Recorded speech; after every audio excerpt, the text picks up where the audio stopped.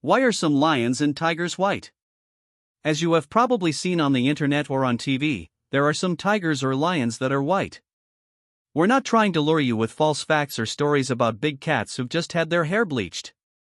The promotion of endangered white tigers or lions, on the other hand, is a ploy used by those trying to seek profit from these captive cats while providing benefit to wild animal conservation. White lions, for example, are part of the general classification of lions, Panthera. They are not albinos. They lack the tawny coloration due to a rare condition that results in reduced pigmentation.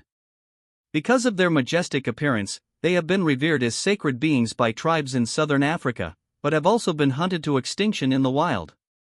How are white big cats created? White tigers. Some people claim that white tigers are a special subspecies of tigers that are endangered and dangerously close to extinction, while white tigers are uncommon. They are not a distinct subspecies and they are not albinos. Moreover, most, if not all of the white tigers alive today were purposefully bred by zoos and private collectors. Bengal tigers with 2 copies of a very rare recessive gene that controls coat color are known as white tigers. Specifically, researchers have discovered that white tigers are caused by a single gene mutation in the protein known as SLC45A2. White lions. The white lion is a rare color mutation of the lion, specifically the southern African lion.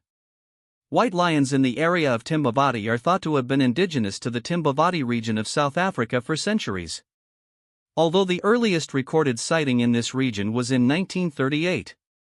Regarded as divine by some African cultures, white lions first became known to the English-speaking world in 1977 through the book The White Lions of Timbavati. A recessive gene gives white lions their unusual colors. A similar gene also produces white tigers. Why do white big cats have health issues? Captive-born white tigers that survive have numerous life-altering complications as a result of inbreeding, in addition to the white gene mutation. Because so many of these tigers are cross-eyed in one or both eyes, they have difficulty processing visual stimulation, problems with how their brains control their eyes, and difficulty understanding spatial relationships when they are young. They may also suffer from kidney problems, cleft palates, clubbed feet, spinal deformities, and shortened tendons.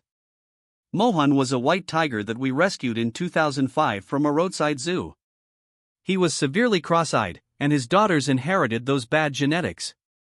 Gracie is 95% blind, and Thor is cross-eyed. White lions can therefore be selectively bred for zoos, animal shows, and wildlife parks.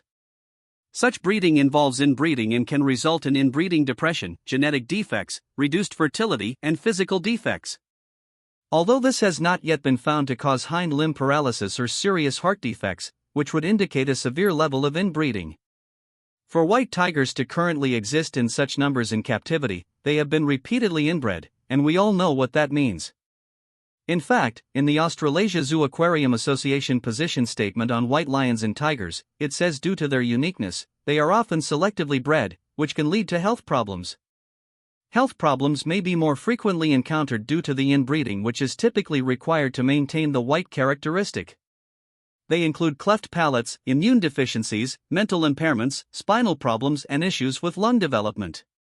The ZAA goes on to say that because of their lack of skin pigmentation, white tigers in the southern hemisphere are more vulnerable to UV-related skin conditions, including cancer. The British and Irish Association of Zoos and Aquariums BIAZA has also denounced the purposeful breeding of white tigers, declaring in a position statement that the delivery of thoughtful educational messages about the unfortunate results of inbreeding must be included in any public display where a member facility comes to hold and care for such animals.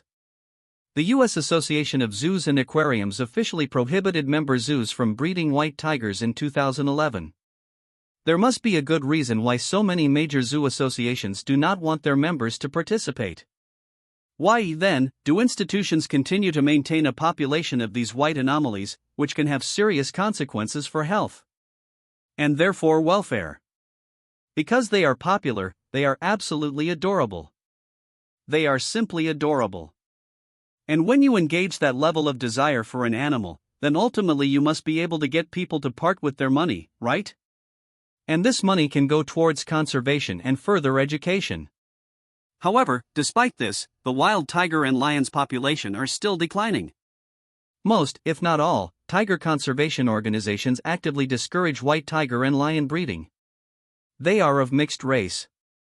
They are genetically deteriorated. Their lack of genetic diversity has no conservation status, and they cannot be used in captive breeding or reintroduction programs. So even if an institution just purchases white tigers instead of actually breeding them, they have still fueled the breeding enterprise. Many white tigers are bred that are unsuitable for trade and must be euthanized. Born with deformities, it is reported that as many as 30 to 60 cats may be destroyed in order to get one perfect-looking profitable cub. White tigers can occur naturally in the wild, and there are reports that a few were seen in the tropical forests and jungles of India and Southeast Asia in the early 20th century. The last known wild white tiger was shot in 1958. White lions are indigenous to the greater Timbavati region of southern Africa and are currently protected in South Africa's Central Kruger Park. White lions were reintroduced into the wild in 2004 after being hunted to extinction in the wild. The first white cubs were born in the Timbavati region and surrounding nature preserves in 2006, following a ban on trophy hunting in the region. In 2014, white lion cubs were born for the first time in Kruger Park. That's all for today. Thank you so much for watching, and please don't forget to subscribe and hit the bell button. Until next time, farewell.